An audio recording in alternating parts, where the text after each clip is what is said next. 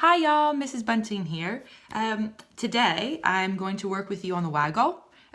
In order to do this activity, you will need your handy dandy WAGOLL sheets, your ruler,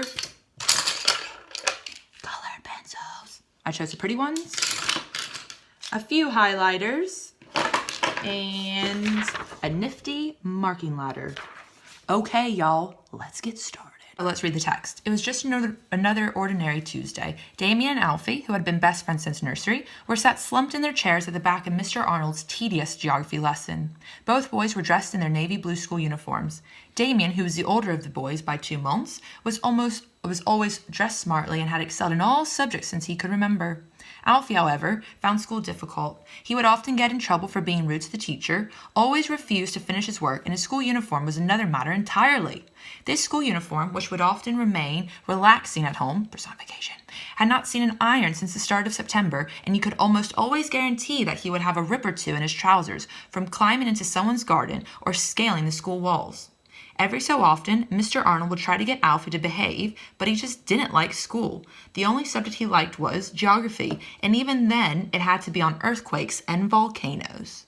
Okay, lovely. So I have already written down proper nouns, expanded noun phrases, and past tense, and add in verbs. I've done this just to speed it up, otherwise y'all will be watching me do this for ages. So, proper nouns, just to recap of a proper noun. A proper noun, if you've looked at the other video, is a specific person, place, or thing. So, I'm going to go through and just highlight my proper nouns. Tuesday. Tuesday is a proper noun. Ooh, snap. Damien, Alfie, Mr. Arnold, with a possessive apostrophe, by the way. Geography, Damien, Alfie, Mr. Arnold. Yeah. Ooh, I missed Alfie. Alfie down here. Okay, let's move on to expanded noun phrases.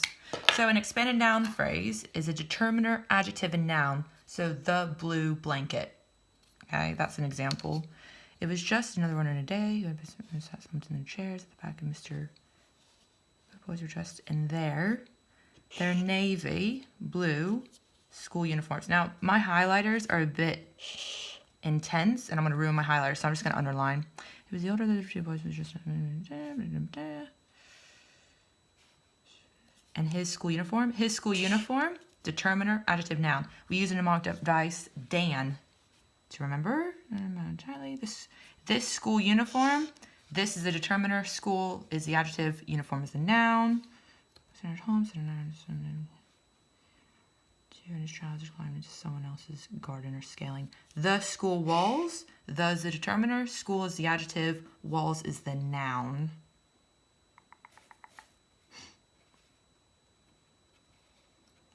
Okay. Yeah, I think that's it for now. Okay, let's try past tense verbs. So past tense verb typically ends with ed, but not all verbs do. It just depends on the verb, because we have some irregular verbs. Where's that? Slumped. Slumped, past tense. Were, past tense. Was.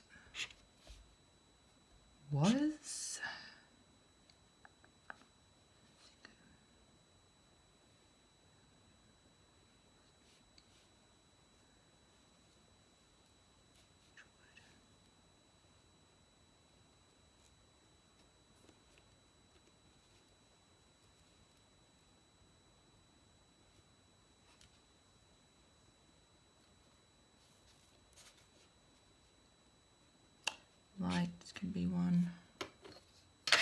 Okay, I've noticed that we have possessive apostrophes. So let's get started. Okay, lovely. So let's look at possessive apostrophes. A possessive apostrophe oftentimes has the owner followed by the object that the owner owns. So for example, if I had Mrs. Bunting's shoes, shoes follows Mrs. Bunting because Mrs. Bunting owns the shoes. So let's take a look. So just another ordinary Tuesday. Okay, first one that I've seen is Mr. Arnold's tedious. Oh my days, this highlighter is leaking. Ah! Okay, anyway. The show must go on. So both boys are dressed, two boys dressed smartly.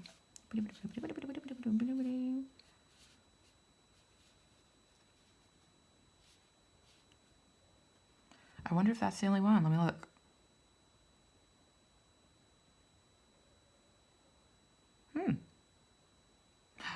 Ever so someone's garden. The garden belongs to someone else. So those are the two possessive apostrophes. Okay, this one is a hot mess. So let's look at relative clauses before I go wash my hands. Okay, it was just another Tuesday. Now, in terms of a relative clause is like a mini clause stuck into a sentence that just adds a bit of information about what it comes after or about who the sentence is about. So this could be relative clause. Now, there are different types of punctuation. Actually, no, it wouldn't be a relative clause. So this wouldn't be a relative clause because it starts with word, but also there's a hyphen there. Now, in order for it to be a relative clause, it could be, well, it actually would need two hyphens to be fair. So let's look.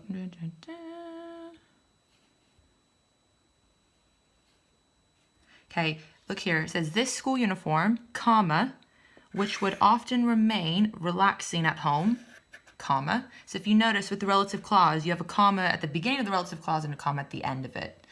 Okay, so for this example, let's try reading the sentence without the relative clause and see if it still makes sense. This school uniform had not seen an iron since the start of September, and you could almost always guarantee that he would have a rip or two in his trousers from climbing into someone else's garden or scaling the school walls. So here, you can take out the clause and the sentence still makes sense. That's a giveaway that it's a relative clause, besides the fact it has punctuation. Now, in terms of punctuation, you could use a hyphen or a comma, but in this case, the author used a comma.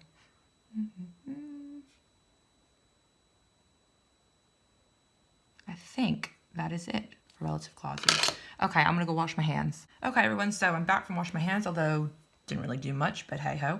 Okay, so what I'm gonna do is I'm gonna kind of blitz through this and just write down a few features, because if I literally went through every single feature, y'all would be here all day, and I don't want that to happen. So I did notice, now obviously when we're going through the WAGOLL, I always pick up on things that I've missed before, and I did miss out on the expanded noun phrase. Taking my handy dandy ruler, so it was just another ordinary Tuesday. Now, obviously, I don't want to mix up my highlighters. Mr. Panda needs to stay. Yeah. Okay, so it was just another ordinary Tuesday. Damien and Alfie, and is a conjunction. Excuse my sloppy handwriting. Alfie, comma. Actually, hyphen or dash. Dash. Actually, that would be a relative clause, because a relative clause starts with who, where, and so forth. So actually, that would be a relative clause. Or sat slumped in their chairs. There, that is a homophone. A homophone are one or two more words that sound the same but have completely different meanings. So there, that shows possession. The chairs belong to them, so it's their chairs. But also you could be over there, or the contraction they are. At the back of Mr. Tedious, that's an ios suffix. Suffix, remember, comes at the end of a word. Geography lesson. Both boys were dressed. That's an ed, so that's past tense. In their navy blue school uniforms. Damien, who was the older of the boys, I would say also that could be a relative clause. By 2 months was always dressed smartly. Ed suffix, ly suffix. So these are both suffixes. Now remember, suffixes can change the meaning of a word depending on which suffix you use. And is a conjunction. Had excelled, ed suffix, that's a verb. In all subjects, since he could remember, re is a verb prefix. Let's check my handy dandy sheet. Yep, re is a verb prefix. Verb prefix. Okay, Alfie, comma, however, found school difficult. That's a colon. Now, you know that a colon can go here, because if you read this bit of information, and it makes sense, it could actually be a full sentence, then you know that a colon can go there in lieu of a period, so it says, or a full stop. Alfie, however, found school difficult. the sentence could end there. It's a bit, well, simple of a sentence. So if we put the colon there, he would often get in trouble for being rude to teacher, always refused. So re prefix, because it's a verb, ed suffix to finish his work, and another conjunction. And his school uniform, which is obviously an expanded noun phrase, was another matter entirely. ly suffix with an exclamation mark. Because obviously the author's trying to prove a point. This school uniform, comma, which would often remain. There are loads of verb prefixes in here. Oh, snap. Relaxing at home, had not seen an iron since the start of September. Now, if you look here, had not seen an iron. Now, we talked about in poetry, personification. This is personification. Personification. Okay? Because obviously an iron can't see. So I've not seen an iron. Since the start of September, and another conjunction. You could almost always, a suffix, guarantee that he would have a rip or two in his trousers from climbing into someone else's garden. Now, question, is his trousers an expanded noun phrase? Da, da, da, da. No, it's not. Because his is the determiner and you're lacking an adjective. So I would say maybe his, I don't know, worn out trousers. Maybe add the adjective to make it an expanded noun phrase. From climbing into someone else's garden. Or, that's also a conjunction. Scaling the school walls. Every so often, actually every so often would be a fronted adverbial.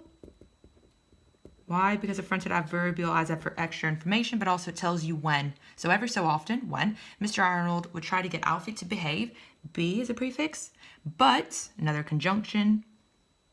He just didn't. This is a contraction. Contraction is you can take two words, kind of squeeze them together to make a new word, and a few letters pop out. But in place of where the letters pop out, you have an apostrophe. So didn't is a contraction of the two words did not, like school. The only subject, oh snap, I missed another expanded noun phrase. He liked was geography, and even though it had been on earthquakes, or even though it had to be on earthquakes and volcanoes, plural and plural. Okay, I think that's us done for today. I hope that you saw a lot of features. If I have missed any features, please do tell me because I made mistakes and, there's just so many features to miss out on. But I hope that you found this useful. Hi, lovely. So I was just editing my work, just making sure I told you all everything correctly. And I just want to point out that I made a mistake. So in terms of hyphen's not appropriate for the word. These are simply dashes. Dash, dash. Yeah. Also, I did miss a few things, I think. I do think that this is an example of why you should always go through your work and then edit it again, because then you can actually reflect, especially in the heat of the moment when the camera's on. But I've also noticed that September is a proper noun. Yeah. If you have any questions, just feel free to let me know. And I hope that y'all have enjoyed this WAGOLL activity. Anyway, bye.